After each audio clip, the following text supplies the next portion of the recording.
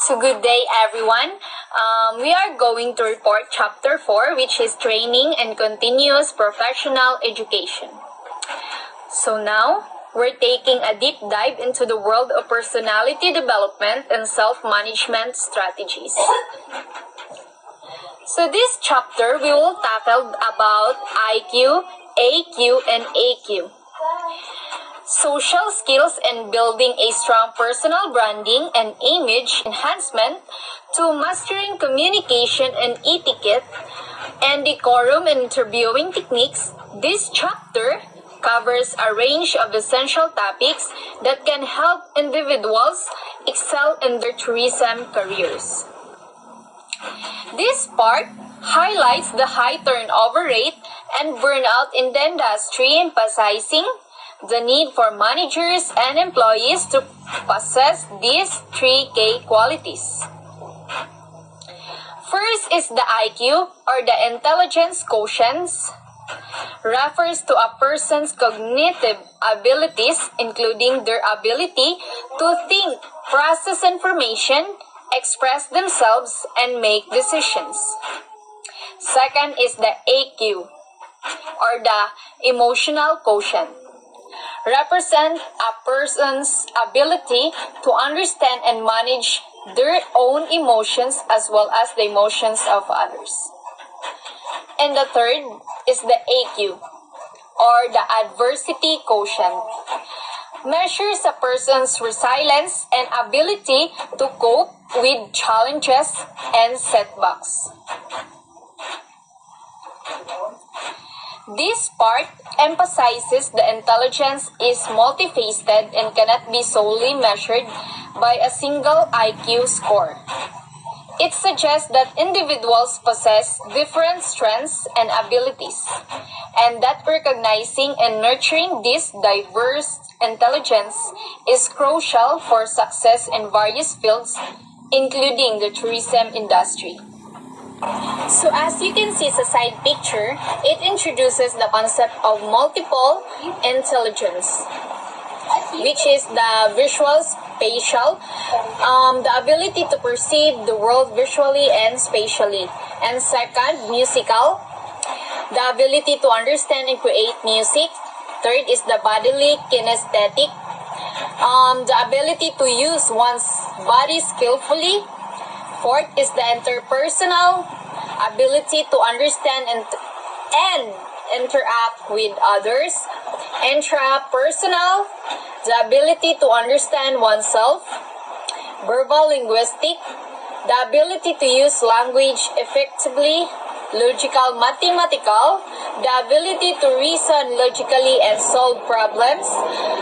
Naturalist, ability to understand and appreciate nature. And last is the existential, the ability to ponder life big question. In this part, it highlights how the industry's social interactions and people-oriented nature have led managers to prioritize AQ when evaluating potential employees. It also defines EQ as the ability to monitor and manage one's own emotions, as well as understand and respond to the emotions of others. It emphasizes the crucial role of EQ in navigating these challenging situations, such as giving and receiving feedback, meeting tight deadlines, dealing with challenging relationships, not having enough resources, navigating change, working through setbacks and failure.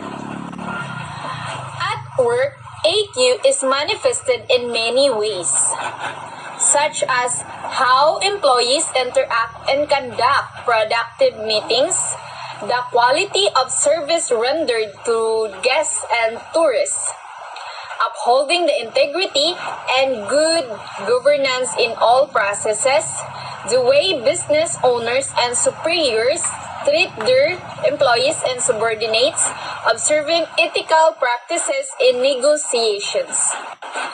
So let's proceed to focus on social skills.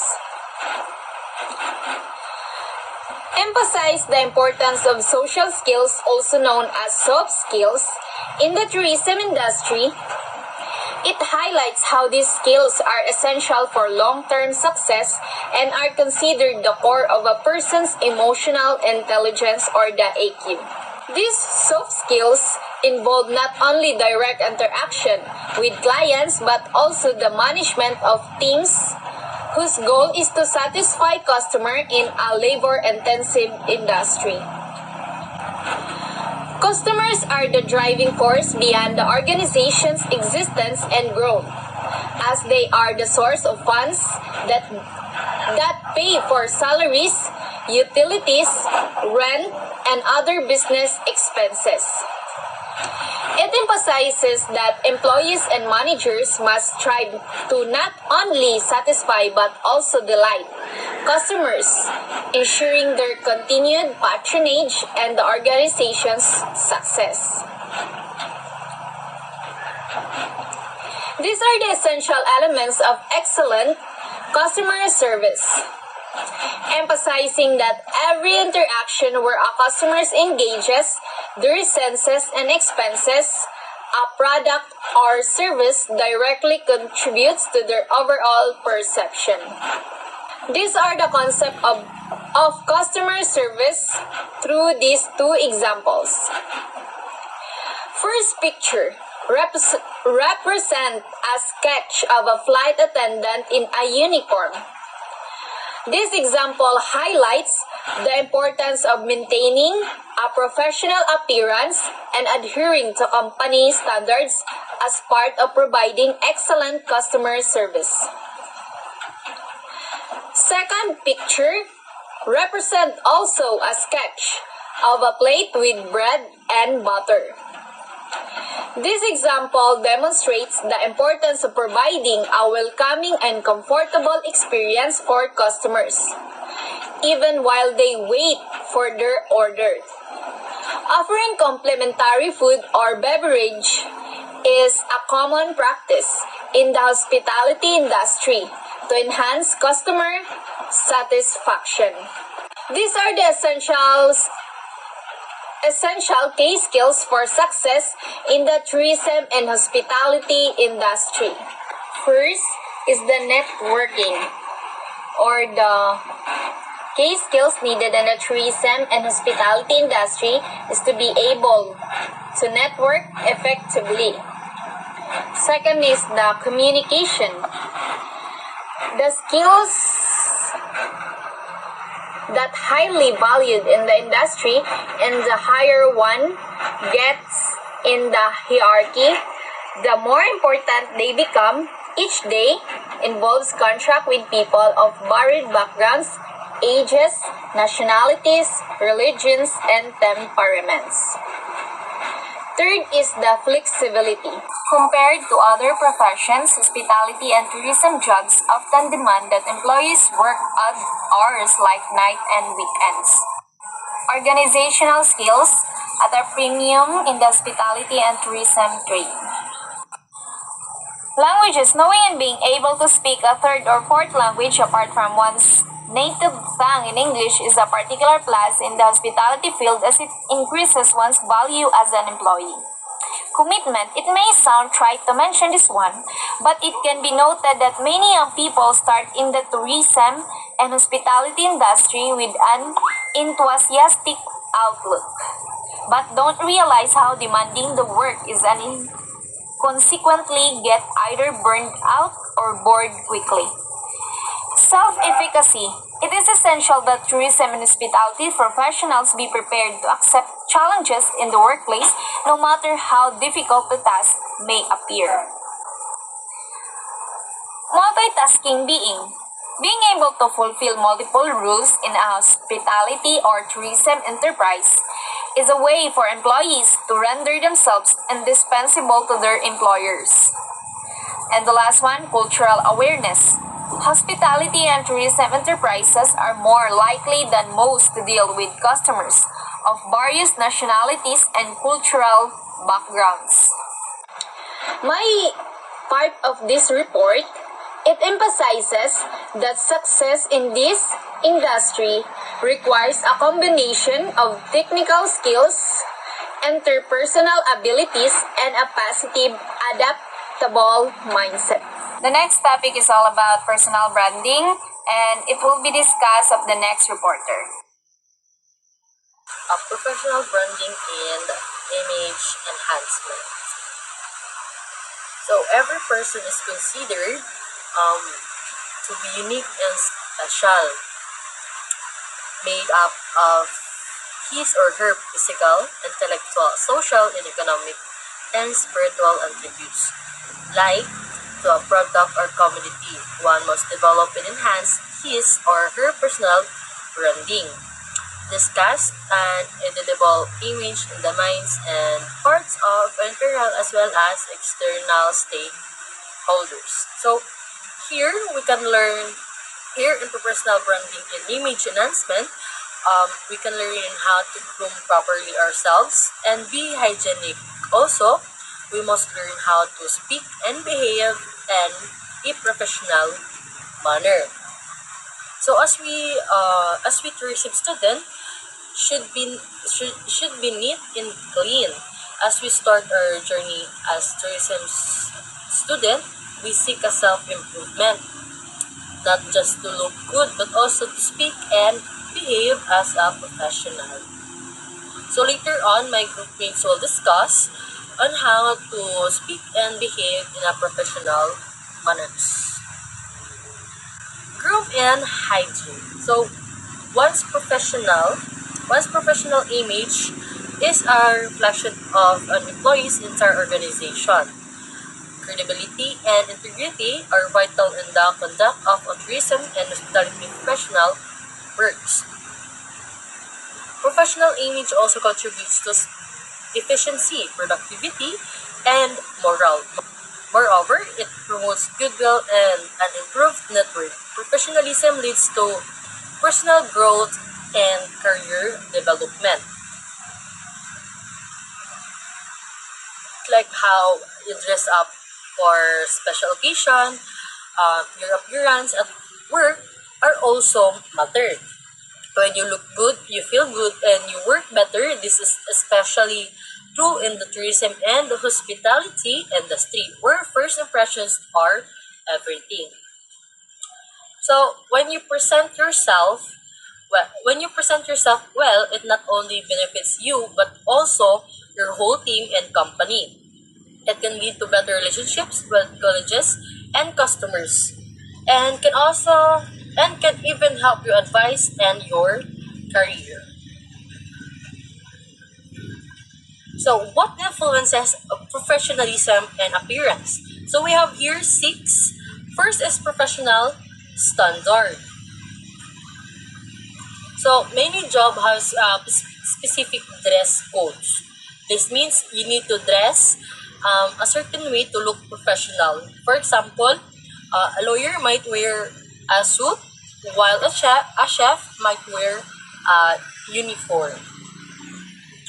Next is the organizational norms.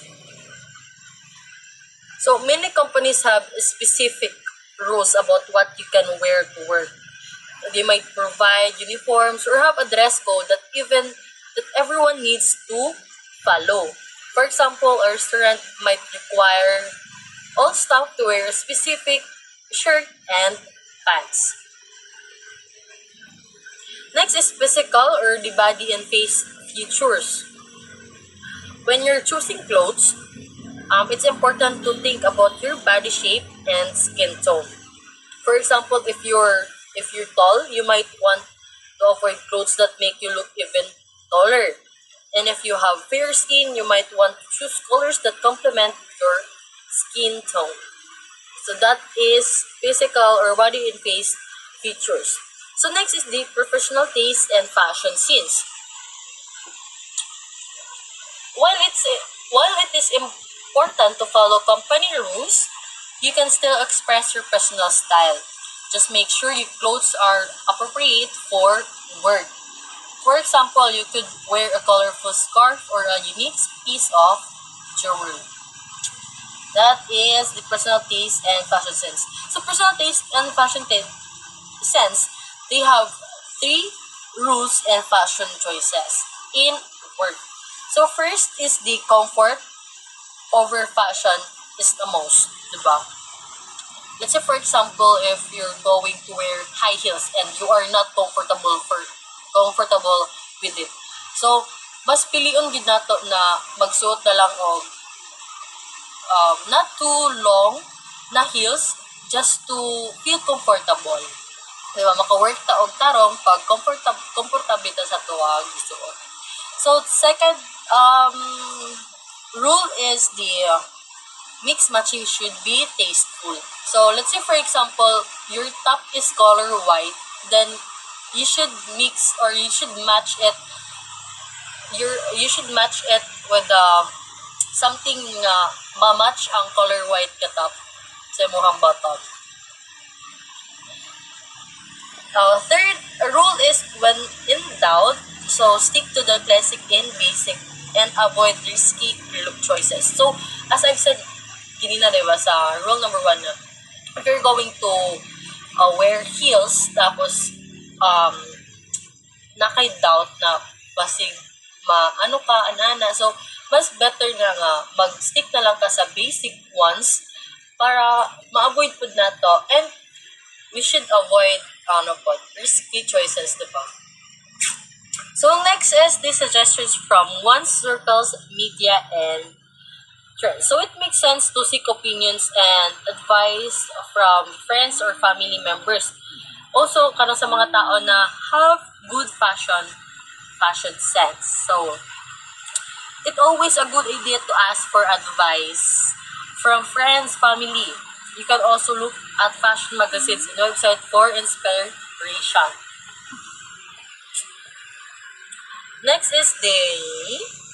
Lastly is the wardrobe budget and other limitations. So you don't have to spend a lot of money to look good. You can find great clothes at thrift stores or discount retailers, diba? And also a good idea to invest in classic pieces that you can wear for years to come. Diba? You don't have to spend much money para lang nindot ka tanawon. Diba? Daghan og mga waste para protect tanawon nga presentable. Let's say for example, thrift stores, diba? Mga discounted retailers, dapat sila og mga nindot na mga saninapod na maka-feel sa to comfortable and look ta nga presentable. So, next is hygiene. So, as we all know, diba, hygiene, this is the way na a person takes good care of his body. It must be clean, smell good, and be healthy, that free from diseases. Like for example, away from diseases, mga sakit-sakit, diba? Grooming. Kabalupot aning grooming na. This is refer to the way employees present themselves to the public. It includes one's attires, accessories, makeup, and styling. It is about how person looks. So hygiene is how body, while grooming is how employees or how students look presentable to the public. So here we have hygiene tips. We have hygiene tips for we have body parts. We have hair, for face or eyes, nose, and ears, mouth, oral hygiene, body, hand, and feet, and genitals. So for here we have tips that we must be washed daily. Hair must be washed daily. Trim split ends. For face, cleanse your face with a good facial wash or scrub. Do not tire the eyes to prevent redness. trim nose hair regularly, remove earwax weekly, shave unwanted facial hair, and use sunblock on sunny days as prescribed na ang sunblocks. Next is for mouth or oral hygiene. So, we should brush teeth at least twice a day. Use dental floss to remove food cough between teeth and gargle with mouthwash. Last is see a doctor for persistent bad breath and bleeding gums. Next is for body. So we should take bath daily, use deodorant or antiperspirant, and use a good skin moisturizer. For hand and feet, we should trim fingernails and toenails, dry palms with powder to address sweaty palms, remove stubborn calluses, use medicated powder for athlete's foot, and wax unsightly hair on arms and legs. This is for females. So next is lastly is genitals. So we should wash genitals daily since dapat kita maligo every day. Next, trim public hair regularly and do not wear very tight underwear. For women, I can suggest use seamless underwear. Next is grooming tips. So we have here for hair, face, wardrobe, and accessories. So for hair, use a good hair mousse, wax, or gel. Hair should be neat and combed away from the face. For female, for their hair, the tip of the hair at the back should not touch the collar of the shirt. Hairstyle must be neat and professional looking. Wear an appropriate hat when necessary. For female, accessories such as headband, hair clips, elastic bands, and ribbon should be black and not glittery. Delete yellow, delete pink, delete green. And use hairspray to hold the hairstyle. Next is for face. For both, choose suitable eyewear, eyeglasses, or contact lens. Remove eye, ear, or nose piercing as they are not professional looking. Dapat duha lang gid. For girls, dapat duha lang gid ang ato ang areos. For female, wear makeup suitable for the time of the day and occasion. Next is wardrobe. For both, check for a possible wardrobe malfunction. Wardrobe choices should be business-like, simple, and conservative. For male, preferable wear black shoes and black socks. For female, wear only 2 to 1.5 inch heels. Wear stockings if legs have uneven skin tone or imperfections. Lastly is accessories. For both, the color of the belt and shoes should match. The number of pieces of jewelry should not exceed 3 items. Jewelry should complement the attire. And for female, earrings should be small, dainty, and simple. So next slide, we have here 5 different kind of attires for different kinds of event. So first is the attire for meetings. As you can see, you should wear simple, comfortable, and professional looking. Limit to 1 to 3 colors only. Limited max to 3 pieces and small accessories. Proper wardrobe mix matching, monocolor, or complementing. And lastly, very important or merely on ordinary meeting. So this is attire, tips for attire for meeting. Next is for attire for presentations. You should wear professional looking, tasteful, and comfortable. Dress for your audience. Check out the occasion and theme. Pay attention to details, no wardrobe defects or malfunction. Avoid distractions, focus on the topic, not on clothes. So next is for attire for social events. So we should wear elegant, tasteful, fashionable, and comfortable. Check out the occasion and theme or dress code. The overall look must be well coordinated, the makeup, the accessories, and anticipate activities in the event. Will you be able to participate comfortably?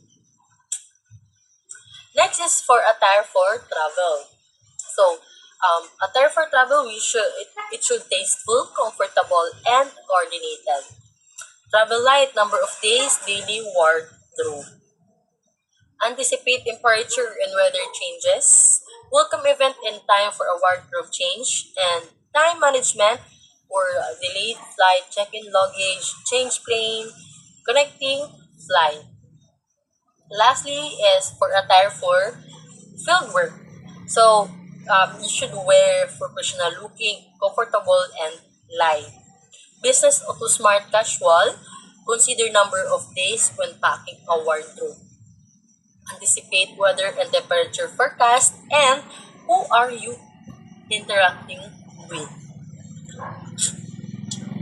So, next slide, you can see description of smart casual. So, first, attire sa mga smart casual for men should be brightly colored or patterned shirt and ties, sport coat and jackets, dress slacks, loafers or monk strap shoes. For women, for female, it should be brightly colored shirt, bigger and unique jewelry, and accessories, and fashionable jacket and skirt. Lastly, close to tops.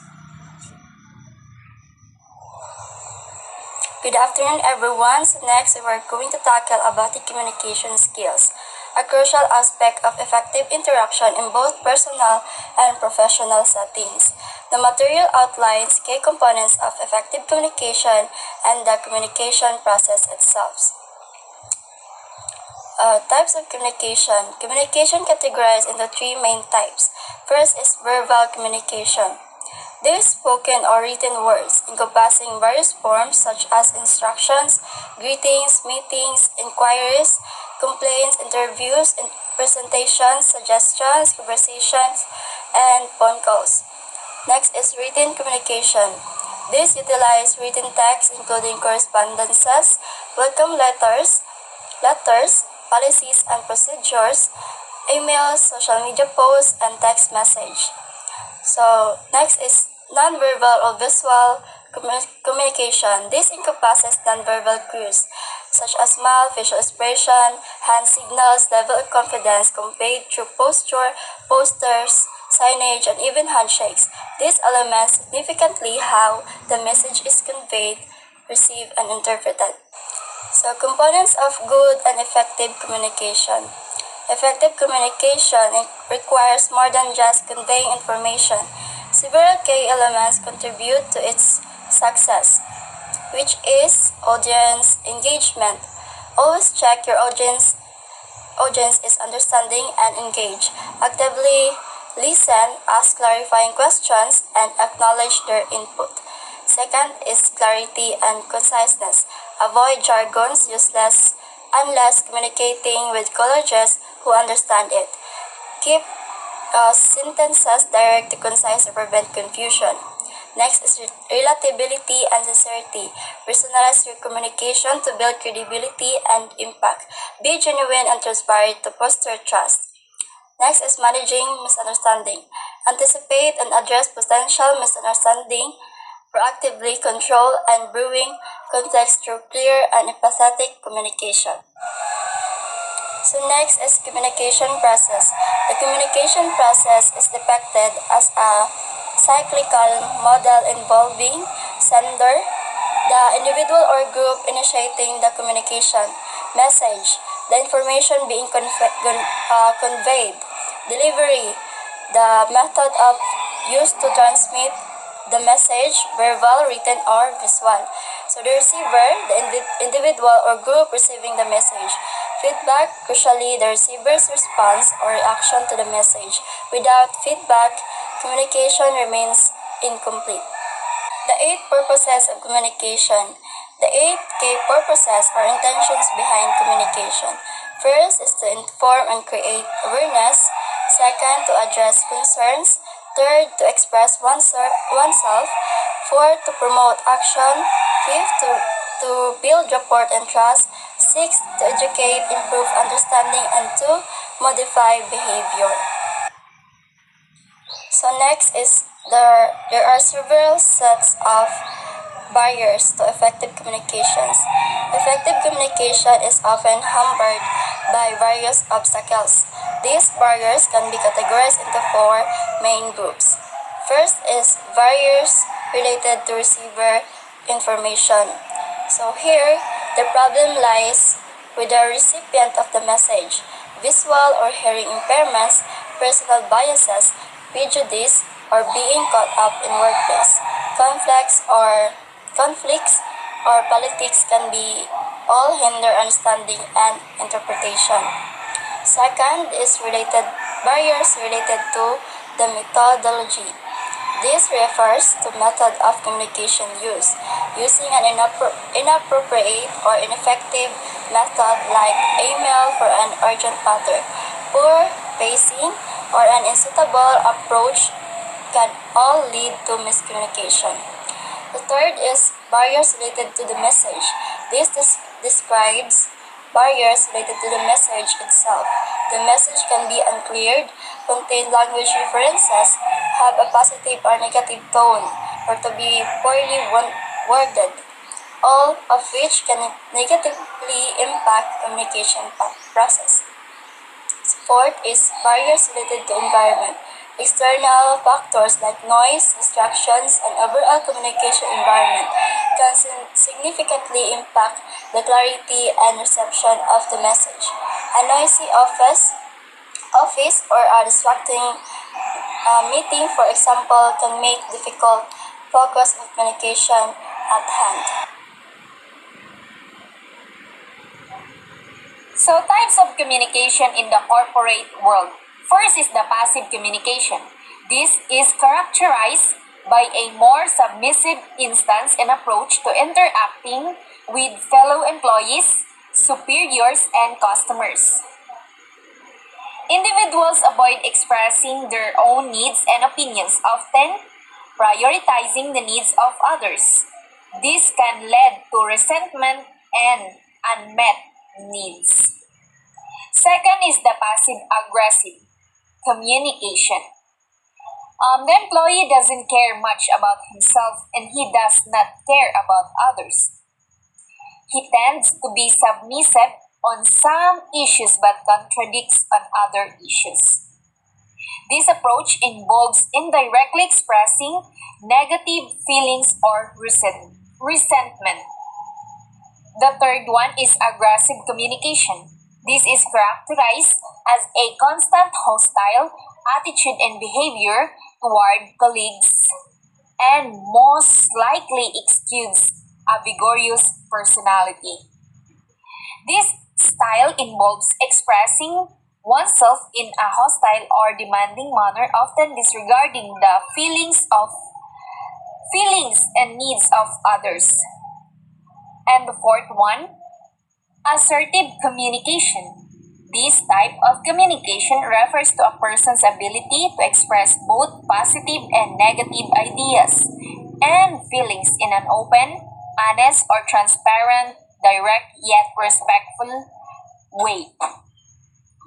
This is considered the most effective communication style. It involves expressing one's needs and opinions clearly and respectfully while also acknowledging the rights and perspective of others.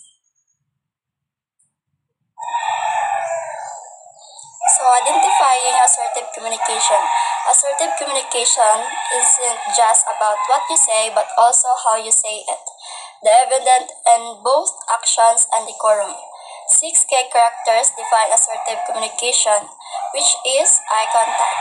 Maintaining appropriate eye contact demonstrates interest, sincerity, and engagement with the other person. Second is body posture. A confident and open posture, often slightly leaning forward, enhances the significance of the discussion and shows engagement. Third is gestures. Using appropriate gestures adds emphasis and clarifies the message, enhancing understanding and engagement. Fourth is voice. I will modulate Clear tone is more convincing and commands attention respectfully. Fifth is timing. Good timing maximizes receptivity and impact. Knowing when to speak and when to listen is crucial. Six is content.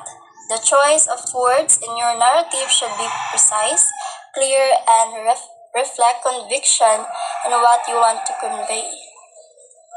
That's all for my part. Thank you. Hello, madyaw ug mabuhay. Good afternoon, ma'am, and good afternoon, classmates. So my part is the etiquette and decorum. So let's find out what is the meaning of etiquette. So etiquette, ito yung pamatasan natin, our behavior, our good behavior, our good manners and right conduct, ganun yun. Tapos etiquette, according to my research, a system of rules and conventions that regulate social and professional behavior. So, ito yun. Tapos yung decorum is a behavior in keeping with good taste and propriety. So, ano din siya? Similar din siya sa etiquette. Protocol, good form, custom, and convention. So, let me share to you my screen. Okay, the etiquette and decorum. So, Merriam-Webster defines etiquette as a set of rules indicating the proper and polite way to behave. It refers to the conduct or procedure required to be a good breeding and prescribed by authority to be observed in the social or official life. Some people say the prop of schooling is diploma and the prop of education is wisdom and the prop of culture is manners. Manners defined as a person. They convey many messages to the people we interact with good manners and always preferred over bad manners. Professionals need to gain the trust in their clients. So we are now in the basic and the professional telephone skills. That telephone is the single most used and misused abuse a piece of equipment in company. Some employees tend to forget their manners, their code of discipline, and valuable lessons learned in training by displaying poor telephone etiquette. Herein with are some vital tips on how to be more professional on the phone. So, ito yung mga pamamaraan kung paano natin gamitin ang ating mga telephone, how we handle telephone calls. Ito yung mga tips niya. First, answer the phone with 3 rings. Answer the phone within 3 rings. So, kailangan mong answeran yung tawag po within 3 rings. So, number 2, have a pen and paper ready for any message. So, kailangan magkaroon tayo ng ballpen at papel para isulat natin yung kailangan ng caller sa'yo so that you will not be forget. Do not smoke, chew, drink, or chat when answering the phone. So, dili ta pwede mag-smoke tapos kakain tayo o iinom o mag-chat habang tayo ay may kausap sa phone. Study the functions of the telephone unit or ask someone for help. So, kailangan natin malaman kung ano yung mga functions ng telephone, kung ano ang nandoon, or if you don't know, you have to ask help for someone.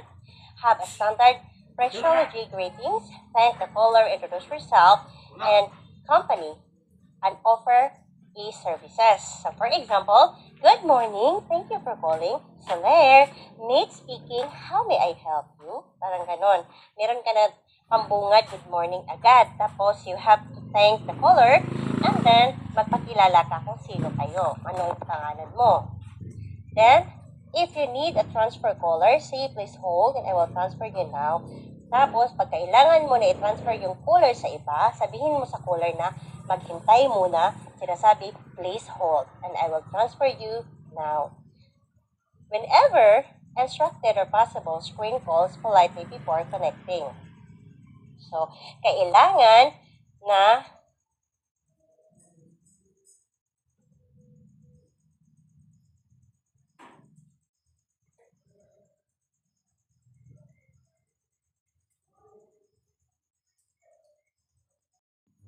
e-services. So, for example, good morning, thank you for calling. Soler, Nate speaking, how may I help you? Parang ganon.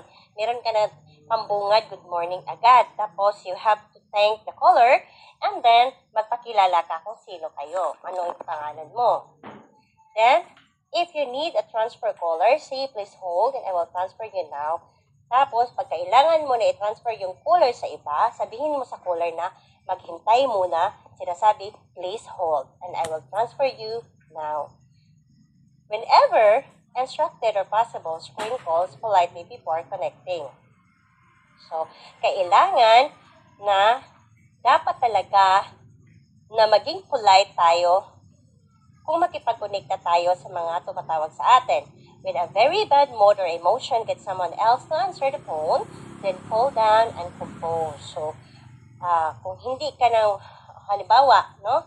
Pag may tatawag sa'yo, tapos hindi ka in a good mood, you're in a bad mood, so your emotion is not good, so get someone else to answer the phone. So, hayaan mo muna yung iba, yung mag-answer sa phone, then ang gagawin mo, you have to cool down yourself before going to answer the call. I-cool down mo muna yung yung sarili mo. Okay.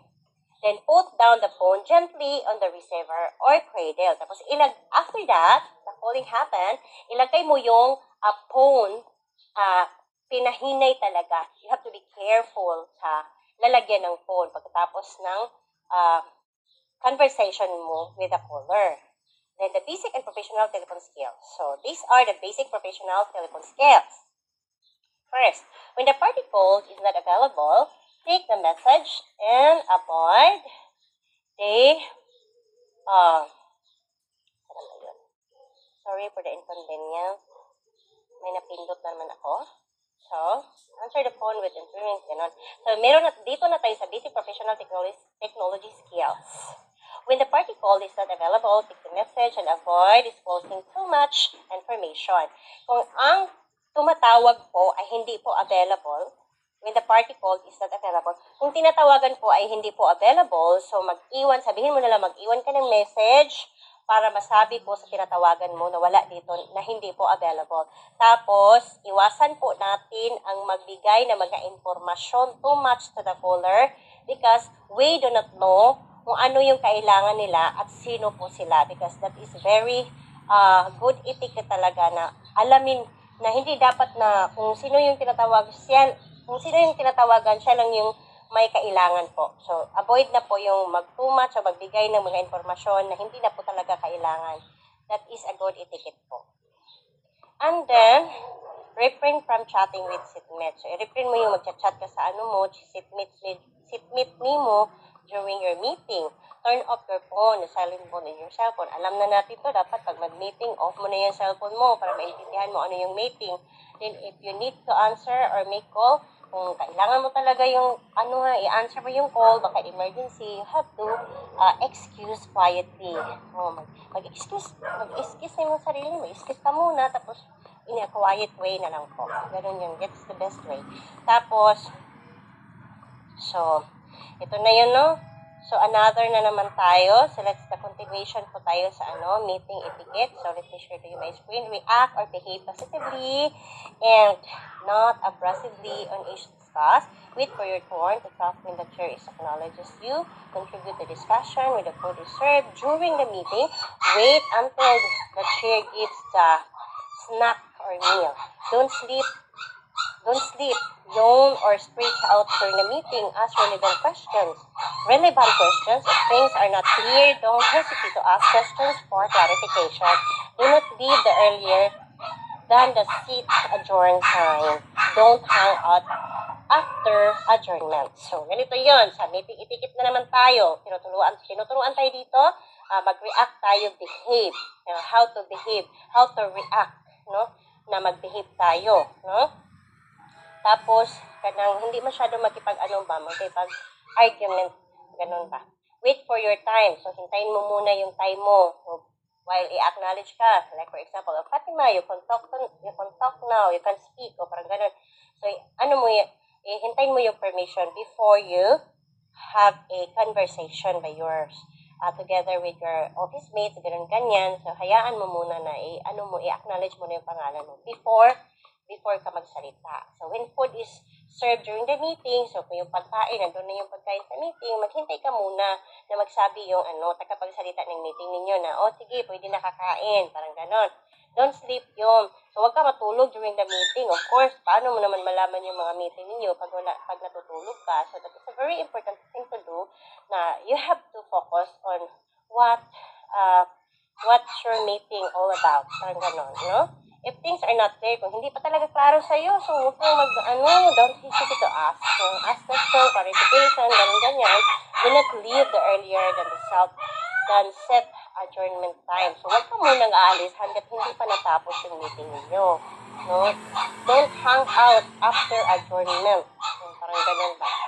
Kailangan talaga na tapusin mo muna yung meeting nyo before ka pupunta kung saan-saan. That is a very good etiquette. So, ito. So, let's continue. Let's continue the topic. So, sa business or client presentation na tayo.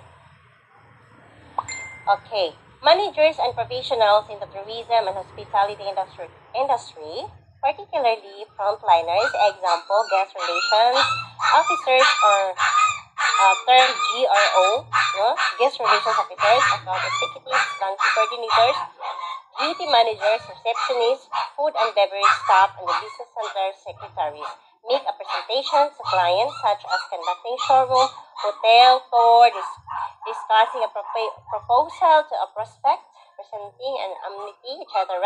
On the other hand, the managers and supervisors make business presentation to their superiors or team or projects programs, new policies, important announcements, departmental reports, action plans, investigations, and many others. So, dito na tayo sa business or client presentation etiquette. Tuturuan na naman tayo dito sa business or client presentation etiquette. Paano ka mag-present, how you behave in your presentation. Here are some tips to make impactful presentations. First, if you are making a presentation during the meeting, review your presentation slides. That is a very important thing to do. Kung meron tayong presentation, kailangan natin i-review muna ang ating presentations. Then, second, arrive 15 to 30 minutes earlier to set up. So, kailangan before magsugod yung meeting, nandun ka na 15 to 30 minutes. It's good to develop. Tapos, keep your attire, props, gadgets, and equipment. Keep your slides professional looking. So, i-check mo yung attire mo, yung mga props mo, yung gadgets mo, your equipment, and keep your slides professional looking. So, i-check mo talaga lahat. Observe a maximum 8 lines per slide. So, kailangan talaga yung slide natin, hindi po kumpul-kumpul. Magbigay naman tayo ng allowance para ma-clear up talaga yung slide at maintindihan palalo ng nakikinig. Ganun po yun. Then, use only high-resolution photos or videos. So, gagamit lang tayo ng mga high-resolution photos or videos. Yun yung mga, clear, hindi blurred. Ganun yun. Avoid too much distracting animation. So, avoid natin yung kung gagawa tayo ng PPT, PowerPoint presentation, if you have that, siyempre kasagaran sa ito, parihaan nyo. This is a very good presentation by our teacher. Ang galing talaga, kasi klarong-klaro talaga. So, this is very good. This is very good idea on how to develop our presentation. So, ganito yun. Avoid too much distracting animation. Like, for example, ang dami mo nang linagay sa PPT mo, hindi na maklaro yung ano talaga yung sasabihin mo, kung ano yung rini-report mo kasi sa dami ng animation. So, hindi na clear. So, have a good catchy introduction. So, pag mag-introduction kasi mong magsalita ka na sa mga reporting mo, dapat na have a good catchy introduction. So, dapat ka nang maging positive look tayo. Pag mag-introduction tayo ng ganun-ganyan. Good morning! When we are in the best team, di ba? We are always using the madyaw, mabuhay. How are you today, everyone? Pero ganun, meron ka ng positive look, positive outlook kung greetings, no? Mag-greet ka sa ilaha. Paano ni mo mag-introduce ka na talagang talaga yung yung nakikinig sa'yo, makatch mo talaga yung attention nila. Then, greet everyone acknowledge the VIPs. So, dapat i-greet nimo ang lahat-lahat, tanan nga naa sa meeting, yung mga VIP, mga very important person, like for example, kung naadira ang atong presidente, atong vice president, the coordinators, ng ganon, mga kabinete, dapat ato silang i-introduce during the presentation, tapos pasalamatan din po natin yung host ng presentation. Like for example, pag sinabi natin host, kung saan po yun, kung saan ang venue ng meeting ninyo. So, dapat i-include mo yung pasalamatan. Then, decide where to stand while speaking. Decide mo paano, asa ko dapita asa ko dapita mag-plaster ani. Ganun, para makatch mo talaga yung makikinig sa'yo. Ganun talaga. Or kaya, maglakaw-lakaw ka konti, tapos dinilapod ka, di mangutanan na kung sa unahan, parang ganun ba, na parehas sa gibuhat sa ato ang speaker during our FDSE. Di ba, ang ganda ng ano niya, ganun. Share ko lang, maganda, ganun talaga dapat during our seminar. Tapos, maintain good eye contact with your entire audience. So, dapat naka-eye to eye contact tayo sa ato ang kanang audience na nakikinig natin. Kasi, pag hindi tayo magkaroon ng eye-to-eye contact, parang sabihin nila, sino magkausap niya? Di ba? So, kahit naman tayo, di ba, pag may kausap tayo, you have to have the eye-to-eye contact. Ganun yun. Pinaka-importante talaga. That is a very good idea, no? Dapat meron tayong eye-to-eye contact. Ganun. Yun ang pinaka-importante. Okay, let's continue. Dito na tayo sa maintain good eye-to-eye contact with your entire audience. Then, manage your voice and pacing. Watch your humor and anecdotes. Never insult your audience. Hindi natin i-insult yung audience natin, directly or indirectly. Seek feedback at intervals and end of your presentations. So, dito na naman tayo sa dining etiquette. Meals and dining experience are integral to the work life of an employee. Sometimes meals are consumed on the premises of the office or company. Other times, meals are consumed in public places like restaurants, bars, hotels, coffee shops, and the like. All employees must be conscious of dining etiquette as suggested below. So, ito yun. Sa dining etiquette na naman tayo. For formal diners, check place cards for seating arrangements. Turn your cell phone off and put it on silent mode. Get acquainted with everyone at the table. For those you are meeting for the first time, be prepared to present your business card. Diba? Ano siya? Tapos, shake hands firmly with everyone and avoid eating hook only with people you already know. Smile and be pleasant to everyone. And if a meal arrangement is buffet, wait for the host to invite everyone to the buffet table. Tapos, if the meal arrangement is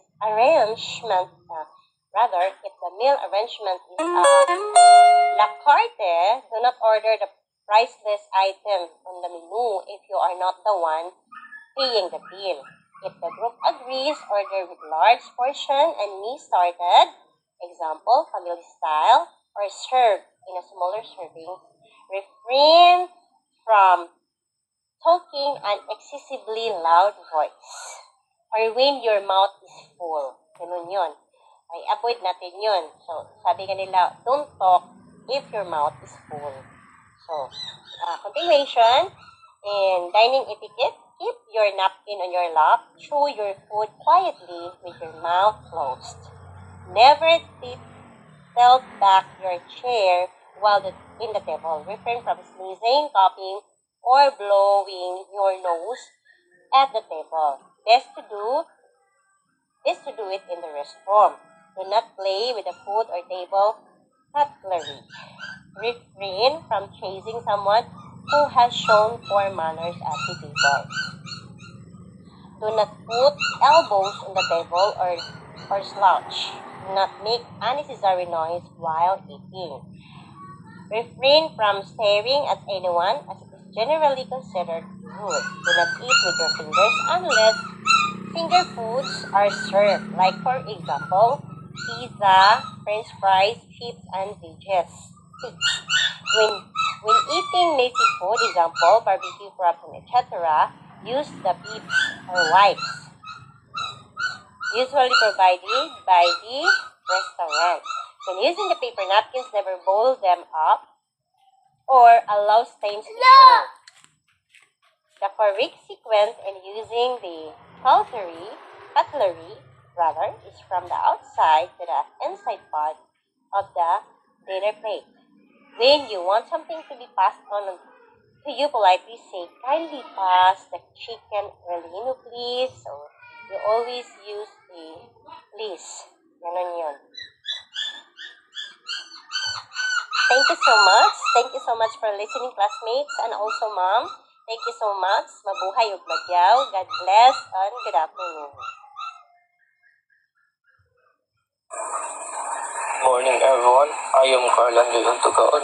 My topic for today is all about the correct sequence of using the cutlery and the signals to the server on the next dinner feedback or next course of actions like pause, ready for second plate, excellent, finish, and do not like. My next topic is all about the lobby and reception etiquette. Lobby and reception etiquette is important because it helps to create a good first impression for visitors and customers and can be contribute to a business success. A reception area is when the use first interaction a visitor has with the business. So it's important to make a good impression, and the research suggests that people only have about 7 seconds to make a first impression. Rules for lobby and reception etiquette is makita siya sa module. Like fall fall in line and wait for your turn. Give a way to senior citizens, pregnant women, persons with disabilities, and parents with children. And be prepared for security inspection and cooperate. Here are some tips for elevator etiquette. Before entering the elevator, make sure the people inside have a chance to exit. When entering a crowded elevator, face the door. If you're entering the elevator, use the bottom to hold the door open for others enter. Once you're in the elevator, move to the back or inside to allow the others enter. Manage your belongings, keep noise down and avoid inappropriate behavior. Avoid blocking exit for people inside the elevator. Office etiquette is a place where many employees transact, make inquiries, and even lodge complaints. One must observe key etiquette in the office. First tip is come to work on time, greet everyone in office or workplace, return borrowed items, and thank your colleagues for lending them. Avoid littering the office and promote cleanliness and orderly. If you was eating your snack or meal on the table, ensure that you clean as you go. Do not horse around and waste time with colleagues. Be cautious with office jokes and humor. Keep your feeling and record keeping orderly and organized. Observe utmost confidently and avoid disclosure for classified information. Don't stay too long on the phone. Don't engage in loose talk or gossip. Do not communicate in loud and rude manner. Do not accept or give to superior and colleagues. Bid goodbye in profession's manners. Banquet and event etiquette includes rules for server, guests, and the host. Servers should be aware of menu and how they being served. They should present left and drinks from the right. Servers should also remove trays before the meal begins. Remain on the floor while guests are eating. Keep noise to a minimum. Warm guests when serving hot items. Check for faults in wine before serving. Everyone, my name is Jennifer Saliting. So let's continue our report for today.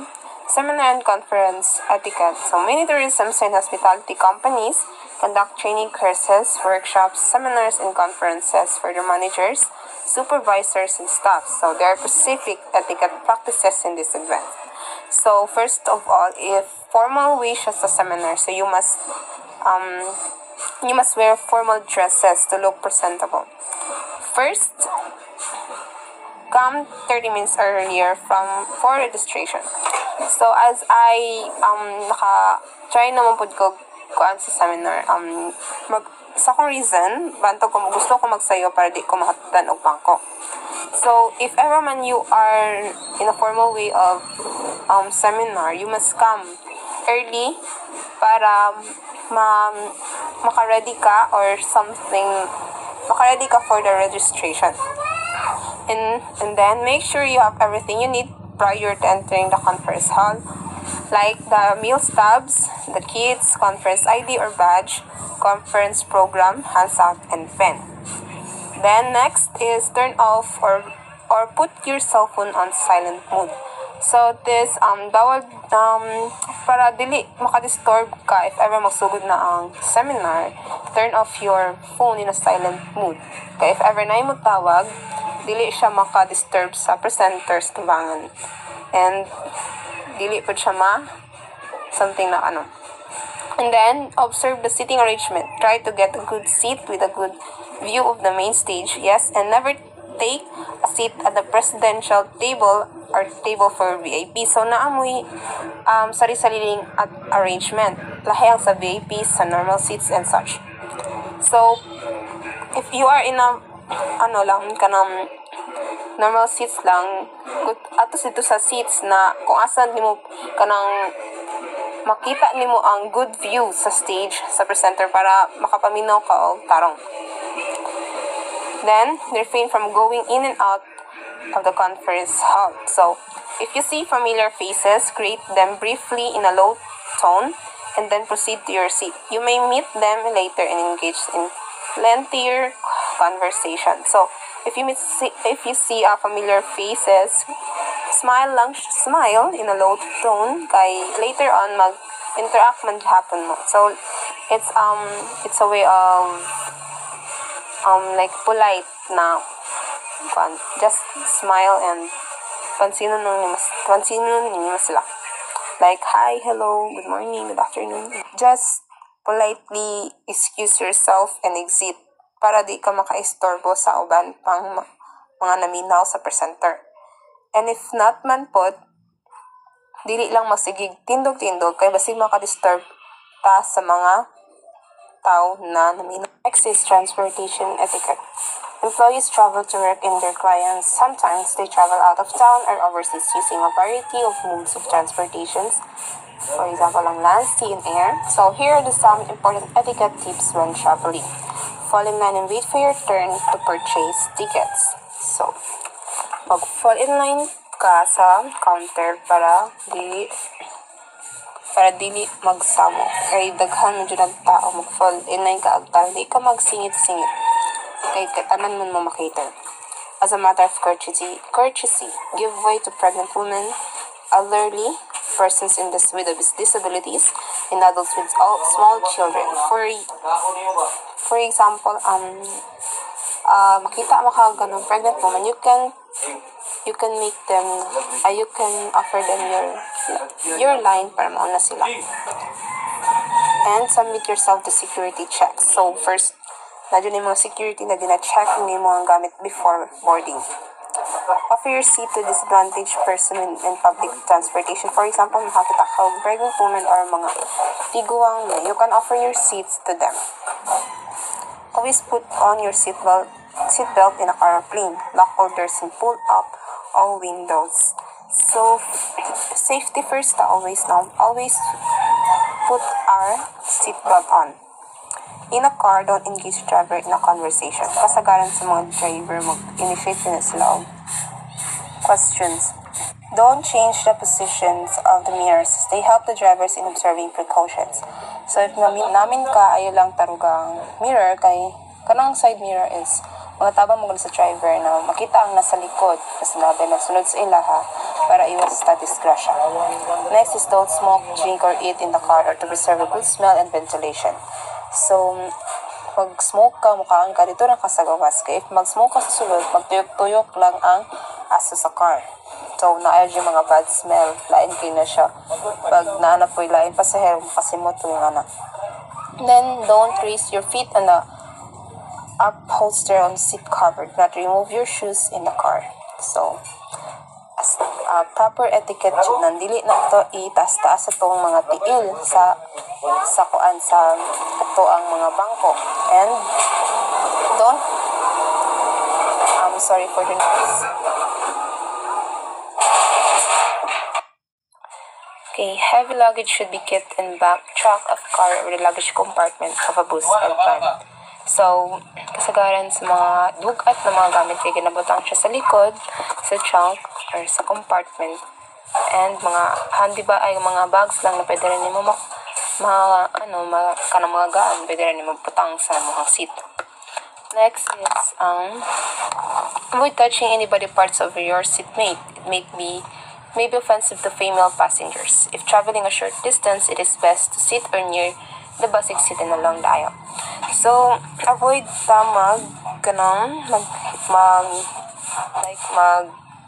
touch og laing mga, like for example, wala na tuyo na nakatouch kasi yaha or sa para.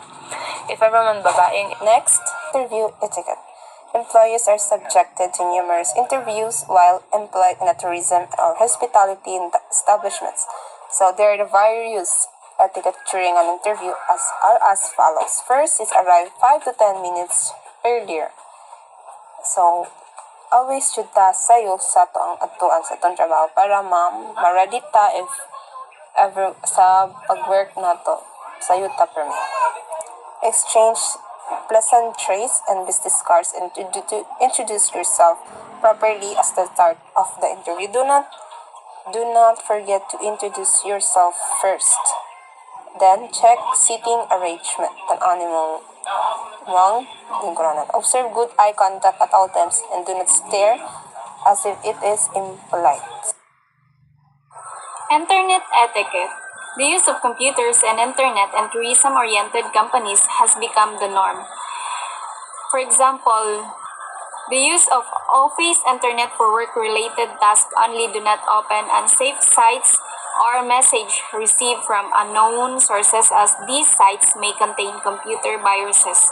Safeguard personal identification number codes or passwords and change them periodically to prevent hacking. Double-check the recipient and other persons to be furnished copies. Observing the Data Privacy Act. Use polite and decent language only. Avoid use of emoticons as they imply informality and unprofessionalism. To interviewing skills. As an intern or new employee, you will most likely undergo different types of interviews in the organization. Sa types of internal interviews, so selection interview, also called a job interview, an HR manager or team leader or personnel gets to interview an applicant for a vacancy or an intern seeking replacement in the company. So sa mga fresh graduate applicants, lang kasagaran questions may range from academic to personal topics. Focus mainly sa lang ascertaining with the personality, lang work ethic, and potential sa silang interviewee. For applicants with work experience, taga-focus sila usually sa work career, track record nila, and personality to ensure a good fit for the applicant in the organization. So, that's all for my report today, and thank you.